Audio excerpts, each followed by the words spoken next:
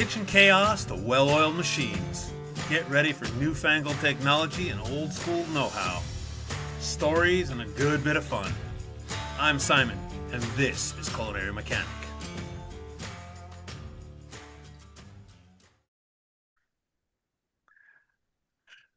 Today, I am joined by Charlie Wilkinson. Charlie, welcome to Culinary Mechanic. Oh, thank you very much, Simon. Thanks for having me on.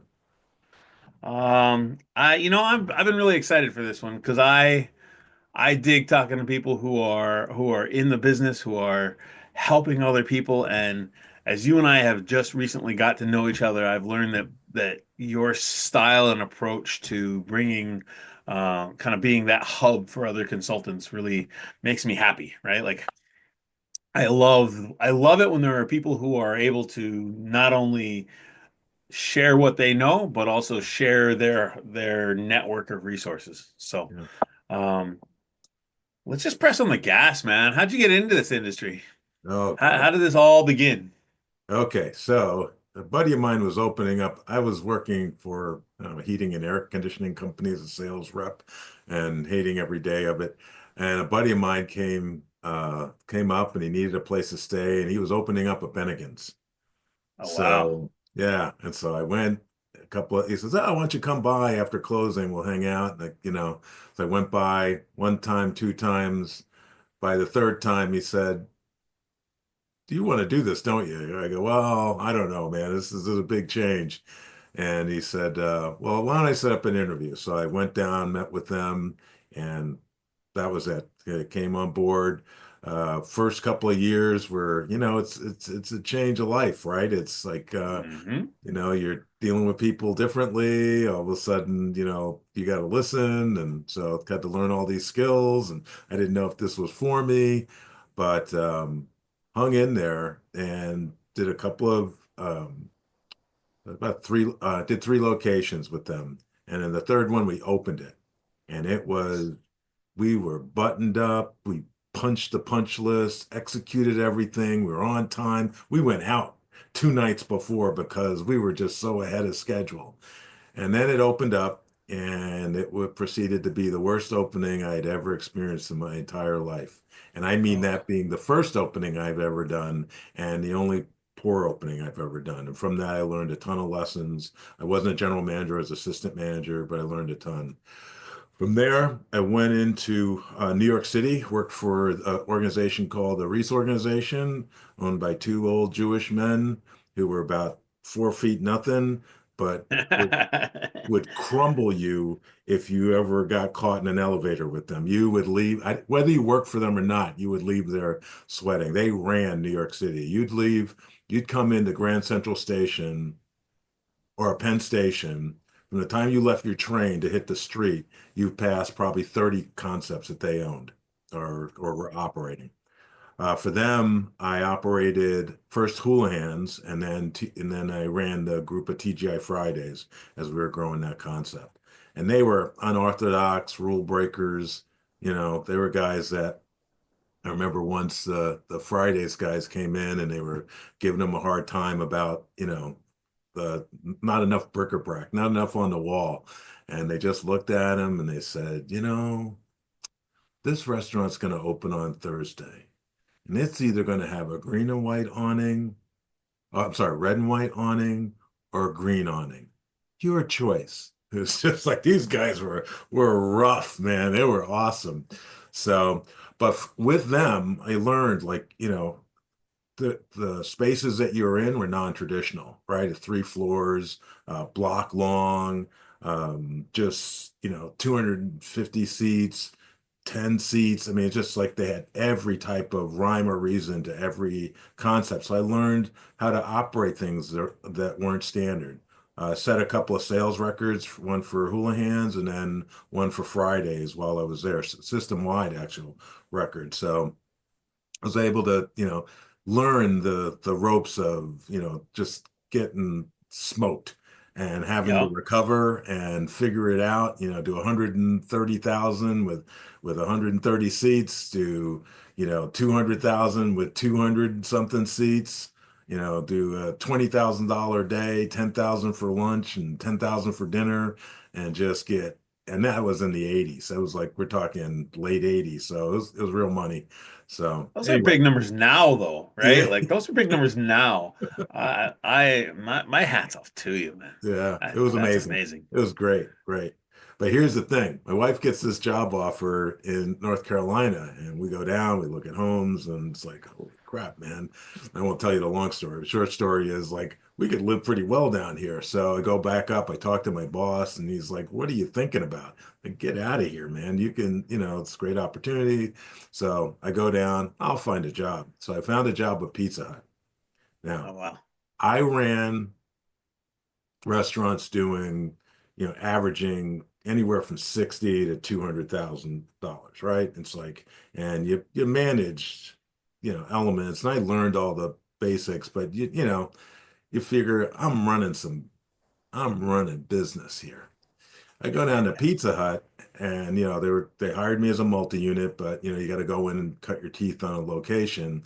Location was doing $17,000 a week. And what I learned is there's a dramatic impact to your food costs, whether you're packing the cheese, whether it's rounded or it's flat, you fluff or don't fluff, whether you let it fall to the floor or you catch it. I mean, it's just like, for a couple of months, I was an idiot, man. I couldn't figure out food costs for the life. I'm like, we would lose a case of shrimp, and no one would even know about it. I'm like, scooping up cheese, and it's like, oh my gosh. So yeah, it was just it's.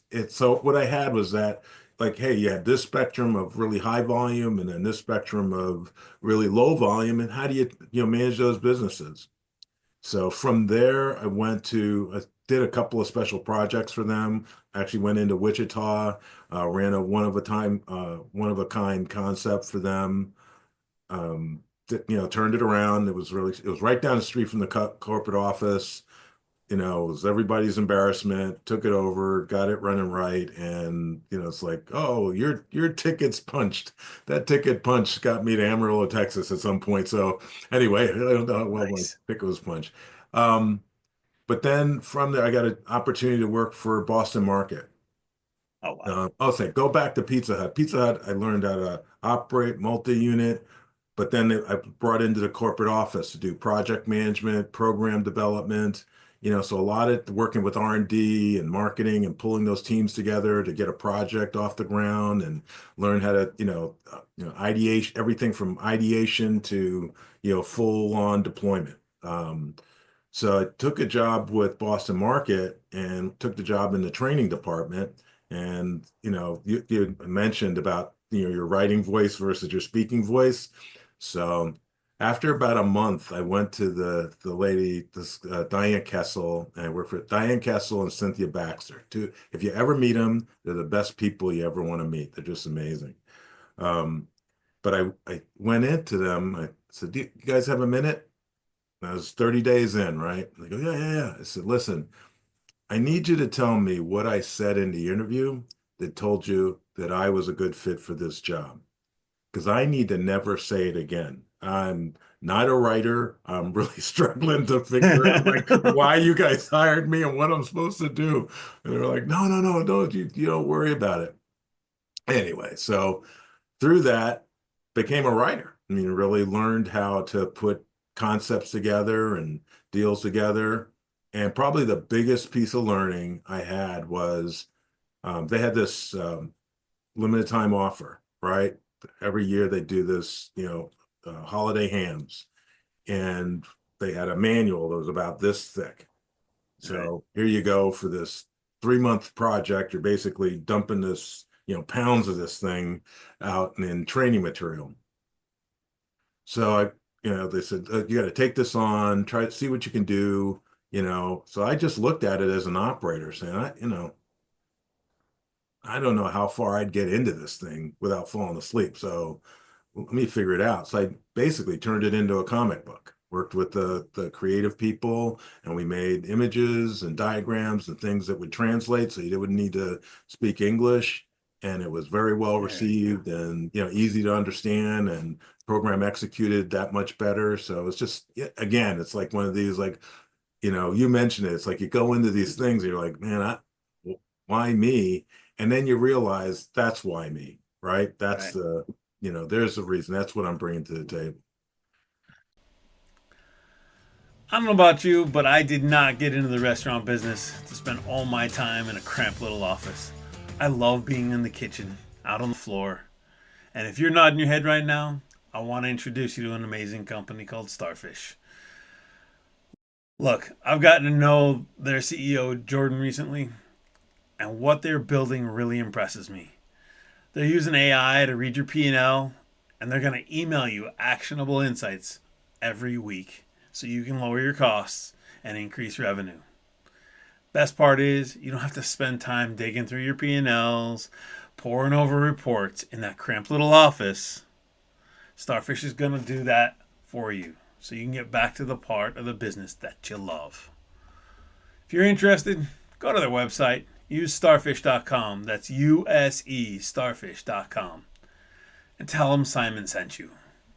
Man, So I gotta stop you because I just love like what you said a bunch of things that were amazing to me. I think the one that really gets me like is translating what we do as operators into something that is trainable and the bigger picture concepts. And I think that all by itself, that's stunning, right? Like anybody that can take that voyage or that journey from the day-to-day operations into the corporate office, that's a skill, a really valuable skill. But I think that the thing that really like kind of gets to me in the back of the head here is training that is boring. yeah, You know, as an advisor, as a consultant, one of the things that I try to do is just really make sure that there is engagement of somebody across the table from me or whatever. Because if not, if they aren't like salivating or maybe drooling a little bit down the side, going, yep, "Oh yeah, yeah," then they're probably not getting it, right? And I think it's real easy as a trainer to go, I have amazing amounts of information I'm going to impart upon you, but if it's not received. right. So, um, anyway, I just wanted to take that footnote there because No, no, no. I think it It's is, really a I think tremendous point. it's, It's one of I those think it's things that, great for our listeners. yeah, you wonder like, okay, what is it that's, what is it? You always doubt yourself, right? It's that ability to kind of fine tune. And we'll talk about that as we talk about the business a little bit more, but that's really one of the key things. So I did it. I took over the Olive Gardens. My next job was with Darden, and I took over a group of Olive Gardens that are worst in the country, and doing even worse. So I was at the bottom of every, regional and company-wide rating. It was great. It was easy to find my group of restaurants. Um, so I took them over, came into town. I was never a believer in, oh, the way to fix things is to fire everybody and hire new people. It's nope, I got to figure out who can work with me, and then I got to show them how we need to work. And so I was telling somebody this story the other day. It's like I went to the regional award, director award show. And so it was, such and such guest count growth, Barry Begain. Barry Begain. It's, the guest service scores, Barry Begain. Oh, yeah, yeah. And it's like I think they gave out like six, and Barry Begain won four, right? And so I turned to myself and said, "Who the F is Barry Begain?" So I went up, introduced myself, brought him to my not brought him, but got his boss to approve, my boss to approve him coming into the region. We spent a couple of days together, understood the system a little bit more about what was particular about it, Olive Garden, what Right. made it tick. And he was instrumental. And I just took all of that, weaponized it, turned it into something, rolled it out to my team. And just from there, we rose. We, performed well. When I took them over, we were doing about the average volume about 55 a week. When I left 2 years later, we were doing about 75 a week. And they just Nice. continued to grow from there. So yeah, just I always believe that people really don't, and this is the thing about the restaurant industry. it's a general rule that people really don't see their true value, right? Okay. Yeah. I would buy But in that. a restaurant industry, they really don't see their true value. They see this, they see the job as a way station, as a placeholder. They see it as something that, yeah, I've got to make some money. But you really have to help them understand, gosh, I'm telling you, man, you're learning a ton. You're a server, you're learning all these interpersonal skills, values. You're a cook, you learn how to prioritize, organize, manage an inventory. You're a manager, you're basically running a business without having to pay, go to your bank account to pay the bills, right? Yeah. So Yeah. And I think what you just said is really an interesting phenomenon because in the restaurant business, the expectations they seem really simple, right? To buy the food, prep the food, sell the food, welcome the guest in, get them their drink, get them their food. But at the end of the day, the number of operations, the number of tasks that we are taught to do as operators, and then obviously as you get up to the level of management, it gets bigger and bigger. But I always, not always, in the last 15, 20 years, I've found in the restaurant business, you don't label them. You go to other industries and they're like, oh, you're a blah, blah, blah. You're a blah, blah, yeah, blah. You're a blah, blah, blah. exactly. And it's like, I have come out of the restaurant industry now after 33 years, and I'm sure that you found something similar. It's like, you come out and it's like, I don't know how to do it. Oh, wait, I do know how to do that. I just didn't know it was called that. Exactly right. Well, exactly right. And after Darden, I made a decision to go into consulting, right? So, Yeah, and it's like you think, oh, what do I really know how to do? I can't, oh my God, I know how to do a lot of things and I can turn all these, and it's just that. And it really comes down to you're learning all these skills because they're pressed into the job, right? They're your responsibility to execute these, learn them.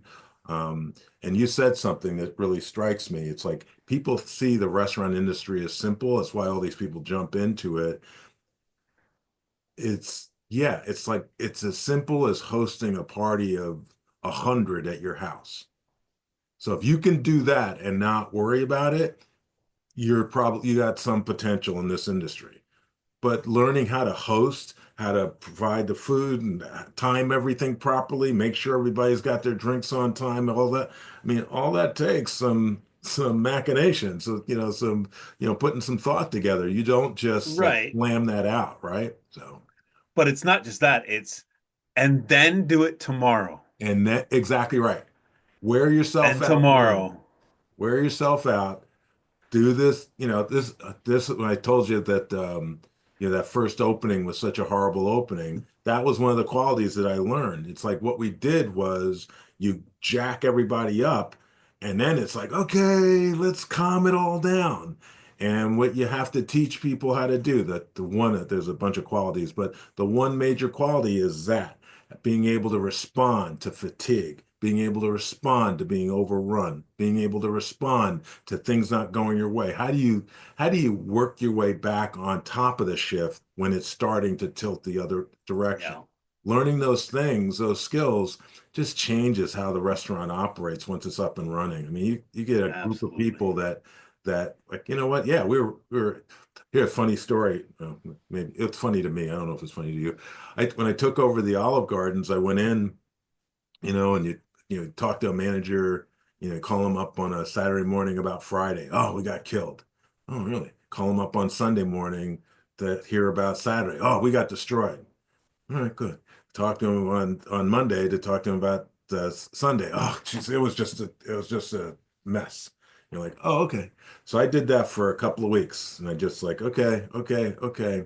So one of the things I changed was, okay, we're going to be talking about this differently. And here's the mindset. You tell me you got destroyed, that means you really you suck, excuse me, you suck as a manager, right? If you got destroyed, your people just really had a hard time. You need to make their lives successful. So tell me how you win. Tell me how you win. Tell me how you win. And these are the three Uh, greatest days of the week. If you can't win on the three greatest days, you're not shouldn't even be open for the other four. And so you just change their mindset. And now all of a sudden you're calling them up on that day or going into a restaurant and they're like, well, Charlie, we had a really tough time, but we did it. And it's like people, they start getting a winning mindset and they start thinking about how they can okay, I can succeed at this. Yeah, you can. In fact, guess yeah, what? You got to succeed. I mean, there is no choice, so, and it's yeah, just, it's that. It's like, it's like you try to, this business sounds like it's simple. It's not. There's all these like little nuanced pieces that determine whether you're successful. The thing is, just about everybody can do them. It's just whether you're tough enough. You have the drive to go get it done. yeah. I mean, it's funny how you talk about asking different questions. I had this experience where I would go to this one restaurant and they were busy, man. They're busy and they were going through some turnover. And so I turned to the manager. He was a sous chef, young kid, and I mean, if he was probably 21, but he was good at what he did. He ran a great shift. His food looked great. And I said, "How'd it go last night?" And he said, "Oh, great." And I, dig in. Maybe I go talk to some of the other cooks and see, how was last night? Oh, it was hard, Hefe. Oh, it was tough. And I was like, wait, he said went really well. You say tough. And so uh I realized that, like tough was sort of normal for him. And so I started changing the question I asked. And the question I started asking was, so how did last night feel? Like There you how go. did it make you feel? And then he was like, "Wow, it was really, you know, uh, it was, it was kind of weird because those two guys they don't really know their station." And I said, "Well, how do we change that feeling?" And so Right. I started coaching my managers to stop asking, how is it going?" Right. But how does it feel? Right. Because It's really good. That's I, really I good. I think that a psychologist, if I really dig down, they're going to tell me that those are different trigger words, Yep. right? But engaging somebody's feelings on the way that it worked, the way that the team felt as a group, really is a different metric, I guess you could say. Yeah. I think it's Tim Ferriss or Jim Clear, and they talk about how, you don't, we often fail because we don't put in our mind what we want to be. Like you don't say, "Hey, I need to go work out." You say, "I'm a guy that's strong. I'm a guy that Yeah, that does this." You put that into your mind, and then all of a sudden the elements that you need to do are easier to do because so there's something to that. I was way ahead of there's an my time, identity but thing there. yeah, Yeah, for exactly. sure. Yeah, you're setting your identity and you work towards that. Yeah. Yeah. That's James Clear. Yeah, yeah, 100%. yeah. Because he talks about you can change your habits, but if you don't change the identity that then executes those habits, they won't stick. Right, Right. right. So awesome. All right. So some amazing companies, right? Like Yeah. some big restaurants. Obviously, I love the impact at Pizza Hut of super tiny itty bitty. Like Yeah. that's where it matters, man. That's where you Right? learn, right? It's like Right? you could say that and hey, this is a waste of it. No, I learned a significant lesson that has stuck to me to this day. So yeah, Yeah, I mean, a couple things for me are truisms, and one of them is like sales cures everything, right? yeah, Like when you can hide a lot of stuff under a whole lot of sales. yeah, And I think that the other one that you mentioned is that it's that feeling of anybody can run a really well run restaurant, but it's the time spent, it's the experience that takes that underperforming restaurant and makes it hum. I think without being too much of an old guy on the porch screaming, "Get off my lawn," it is it we is all are. it is so like deep down in me when I hear some folks nowadays and I just want to work smarter, you know, and I'm like, okay, and you want to do the thing and you want the success, but there's an element of foundation of work harder before you work smarter, right? Yep, Like, I think that's why sometimes when you tell somebody how to do the job correctly, they don't listen because right. until they've fucked it up and understand that it hurts to fall out of the tree, and the only way Yep, to find out that it hurts to fall out of the tree is to climb the tree, all yep. those things, then you're never going to get there. And I think that the immediate, again, the immediate gratification of our current world in 2025, things happen so fast. The education that is out there, like you can learn a lot of stuff on that little phone thing. Yep, exactly right. And so all that to say, sometimes working smarter comes from working harder first. Yeah.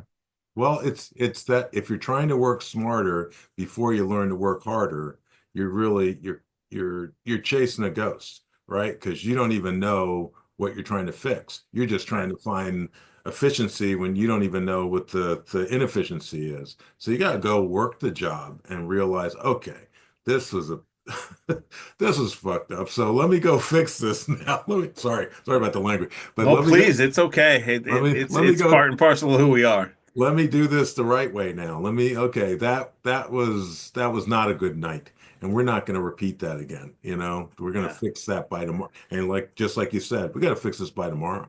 We got to fix this by tonight. We had a bad Yeah. lunch. We can't have a bad dinner. So what's the transition, man? We got to get this right. Yeah. The other one that I actually used with a client of mine recently was, honestly, the guests don't care what you don't know. Right. You need to figure it out.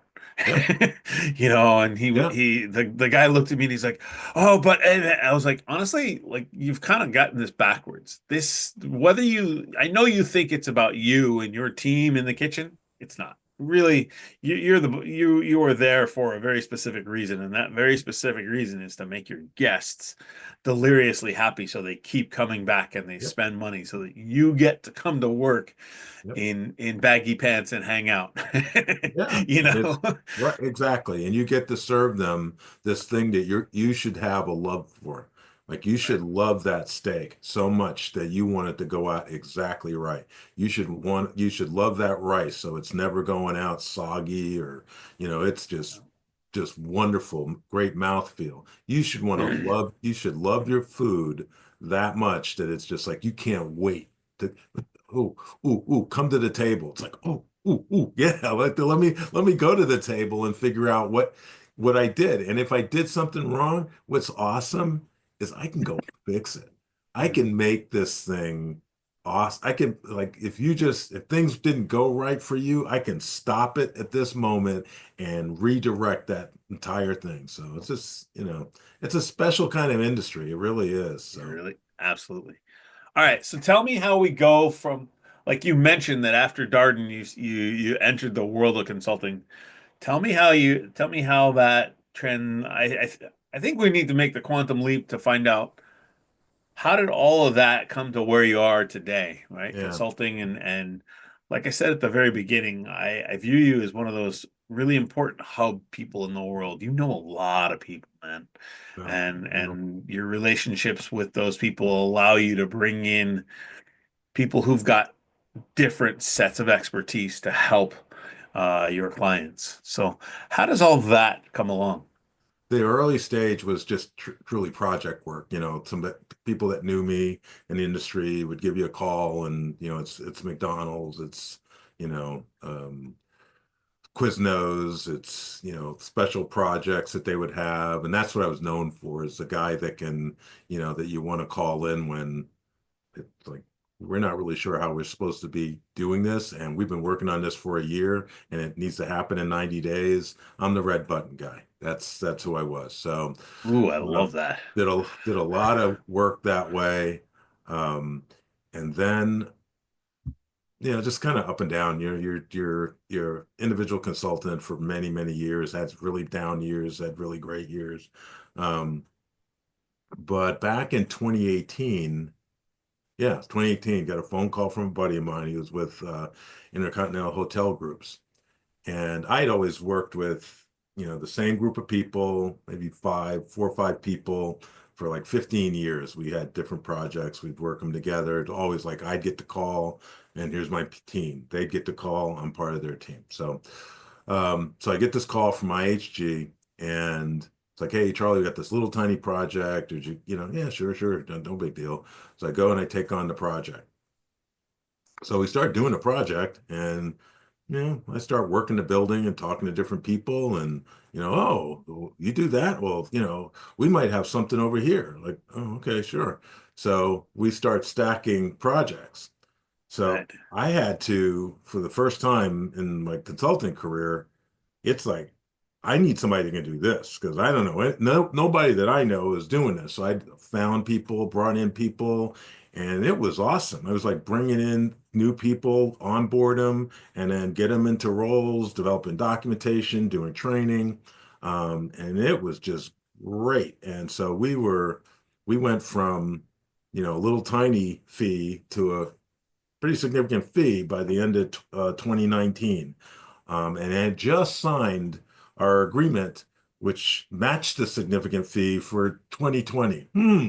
Ooh, finally, it's all paying off. Honey, we've finally done it. And then Right. comes March, and I get the phone call. I had just signed the agreement, and I get the phone call, and he's like, well, we're going to have to put some of this stuff off. I'm like, oh, how long? He goes, oh, we just really don't know. So anyway, Nope. so you go through COVID. I kept my team, because I'm like, this is pretty awesome.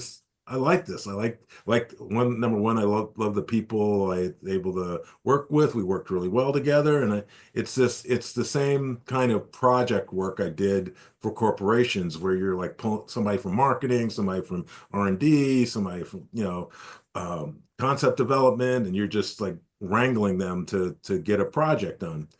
So got through COVID and just started out took a couple of projects but didn't like it anymore because it was like it's heartless. It's just like get me this, do this, and I'm like this isn't fun. So I don't know what I just got this crazy idea. It's like here are these restaurant companies that got through COVID and I'm looking at them and I'm saying these are my freaking heroes. These are my people. The Right. people that figured out went from full dining to carry out to, delivery, and now they fired all their kitchen and they brought all their kitchen back. I'm like, man, these are my people. They could have worked for the Reese organization. That's the deal. So, I'm like, you know what? These are the guys with the people I want to serve. So that's what I did. I, pulled my team together. Right now, we're 3.5 years in of just going after privately owned business owners that are not recovery. I mean, we can do recovery work, but it's really we're not cheap, and that's not a good place. But you have these individual restaurant owners that are going like this, but they hit a wall. Yeah. And the wall is like, oh, it's a knowledge issue, or it's a capacity issue, or it's hey, you're thinking of your business this way. And if we have you rethink about it and reposition it, and so you're helping them break through that wall. And that's it. That's what we'd like to focus in on. So I've been working with some nice organizations up in New York, Philadelphia, a couple of concepts down here in Atlanta, and just helping them to look at their business differently, think about their Nice. business differently. So you mentioned having a network of people. What I try to do is it's more one of my guys that does marketing for me says, no, it's really more like an ecosystem. And it's like Nice. we bring I like together that. skills that, that individual operator, could they pay to have a full-time marketing person? No. So here, let's bring a marketing person that has an awareness of what it's going to take to get your restaurant going. Can they really have this concept developed? No, they can't. Can they have a product or procurement specialist? No, they can't. They're out there trying to negotiate the best prices they can. So that's what you want to do. You want to bring them someone who can say, I've got this, not only do I have it, I'm not looking for a lifetime employment. I'm looking to build those skills within your organization. If you want to retain us, that's no problem. But what we really want to do is leave you with the skill sets that allow you to break through that barrier. Yeah. I love it. Um, for me, I think that I can really view that very much as the like being able to tune up that machine, right? Yeah, yeah, Um, it's a lot of that is why like culinary mechanic exists is to be able to like it's funny like I don't really do recovery. Like I had one of those so, like the chef and the sous chef were a mess and the kid I was not impressed with the like I walked through the restaurant and I walked through the kitchen and I just looked at the owner and I was like, so how do you feel about the cleanliness of this place?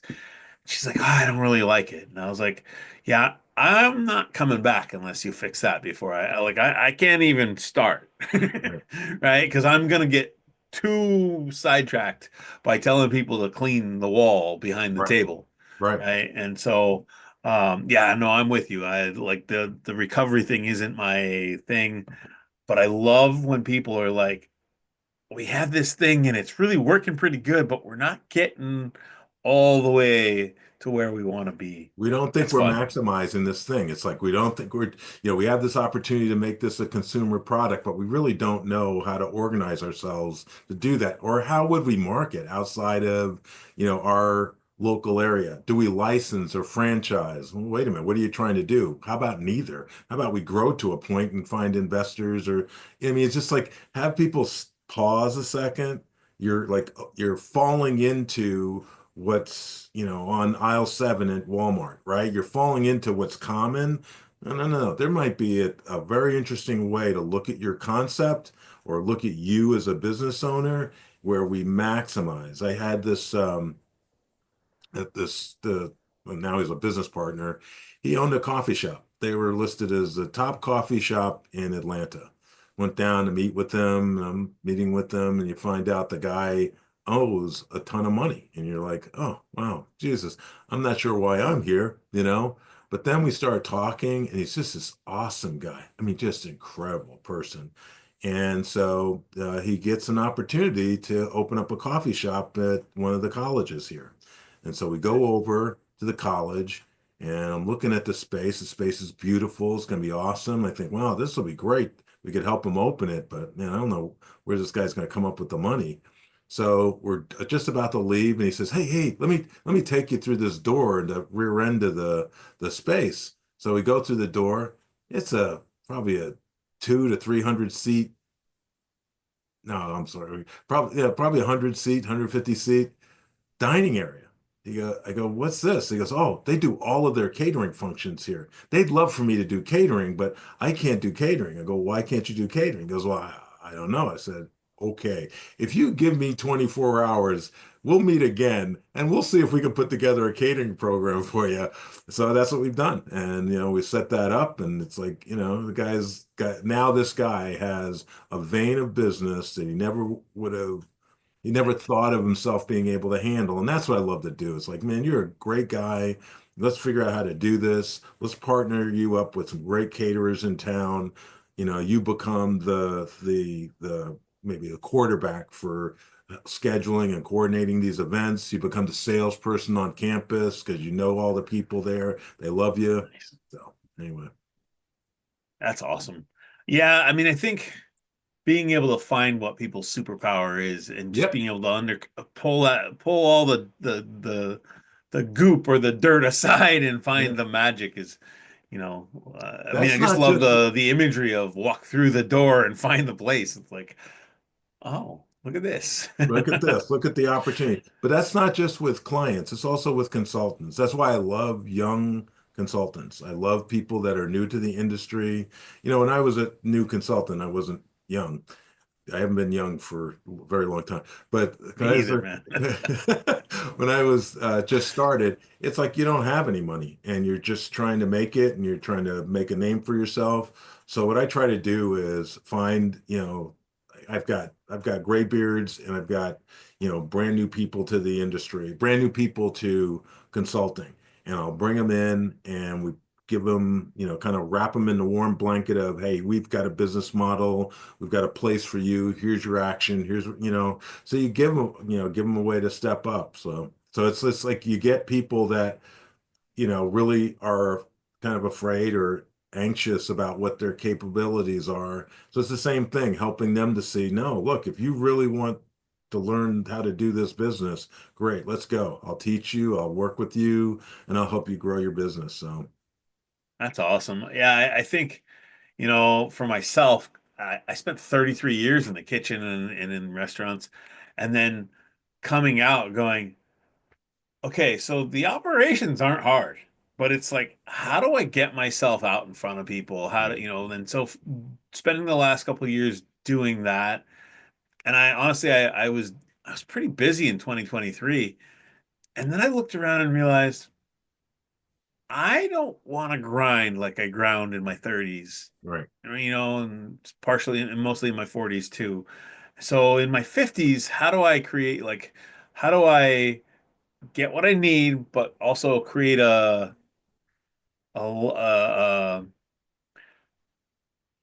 my own ecosystem that fits the rhythm that I want to hit, you know. And so that's been a lot of fun for myself, just I kind of met this learning to do it. guy. I'm a part of a CEO group called Vistage, and this guy came in to speak. His name is Mark Parrott, and he's one of the people I'd like to connect you with. But anyway, he's this amazing guy, and what he laid out is, doesn't matter whether you're a tech company or not, you need to think of yourself as a tech company and think Right. about the different mechanisms that you can put in place, the systems, the iterations, so that you can develop these rhythms and processes that work on a continuous basis. And then you're teaching those to people as they come in Yeah. and they're allowed to grow faster. They bring a superpower that they didn't really realize. But Right. because you're giving them that little runway, they can realize it a lot quicker than they would have on their own. And it's just, and he's like, okay, this is it. So we need to create a repeating function, follow the bouncing ball. And it's like, okay, this is what we do. Doctor hurts when you do that. Don't do that. Do this, and you Yep. fix the problem. So yeah, it's been great. I learn every day. Every day. It's just like you think, oh man, I've been doing this a long. I say to my team, it's like I've been doing this for 20 something years. And I don't mean 20 years, 20 plus years of just doing it. It's 20 years of learning. I've learned more being out on my own than I learned while I was working for companies. It's just like you really have to like challenge yourself, take on things that are uncomfortable. So yeah. Yeah, I mean it definitely is. It's what does the one guy say? You gotta get comfortable being uncomfortable. Uncomfortable. Exactly right. Exactly right. Yeah. All right, Charlie, here's time for a couple of wrap-up questions because I Sure. love these suckers. What is the piece of work or what is the work that you're doing nowadays that really like that makes you kind of like you wake up in the morning and you go, ah, here we go. Like what creates that visceral reaction for you? It's people, but it's two types of people. One is that owner, right? That founder who, like, when you see them, you walked into their restaurant for the very first time, or you met them, or had a virtual meeting with them. You kind of saw that not the dead eyes, but the dying eyes. You saw the loss of light. And so happens is you go in there, you lay out how, like this is what you can do, blah, blah, blah, blah, and all of a sudden you start seeing the it brighten up a little bit. Love it because it's like I'm not there to run your company. I'm there to give you the power to become the leader that you wanted to be, right? That's really, Right. so they start to see it. You're like, okay, wait a minute. I can. Yeah, you can. And I don't care what it is. Yeah, you can. The other Nice. is that the employee and helping that employee to realize that success is measured in increments, right? And Yeah. you go out there and you serve a table. It's not just delivering stuff. You're there to host their little mini vacation. Right. You're a bartender. You are the center of a city. You're a cook. You're going to feed the masses. So helping them to see the value in their job, to see themselves as not just, a cog, see themselves an essential component to the engine, right? See themselves really as something special, no matter where Totally. they are, what they're doing. I love it. I used to work for a chef, and he'd kind of get a little gruff every once in a while, and he'd say, "You're the executive chef of this station right here. You control your destiny from this station, this table Yeah. right here." And he was kind of like intimidating, but I took away from that experience like. You gotta own your moment. You gotta own your little teeny itty bitty space, And it right? goes back to that mindset thing, right? It's just like what he did was, I mean, that was invaluable. He set your mind to something that changes everything. It changes how you walk in, changes how you dress, changes how you set your station, changes, how you are going to endure or handle a rough night. Like, no, no, no. If I'm if this is my station, this is me, I'm going to get through this. So, that's awesome. Yeah, awesome. Well, Charlie, thank you so much for joining me today. Thank I you. appreciate you coming and playing in my sandbox. Hey, well, you got a really nice sandbox, my friend. Thanks, I really man. appreciate. Um, Tell us how we find you. Like how like when we're ready to take our operation to the next level, how do we find Charlie Wilkinson? It's www bridge to opportunities, bridge the number two opportunities plural.com. They can go to our website. You can find me on LinkedIn, um, LinkedIn Charlie Wilkinson, and Awesome. also my email address is charles at bridge2ops.com. Awesome. And I will make sure that all that is in the show notes so that I if you didn't appreciate it. catch it right here, you'll get it. To all you out there, please take a moment, go to Apple Podcasts, go to Spotify, go to YouTube, leave us a review. 5 stars is what we're looking for. Because we're growing just a little bit every week, and I appreciate you listening and watching. And so, once again, Charlie, thank you so much for being here. And to all you out there, I will catch you on the flip side. Thank you so much.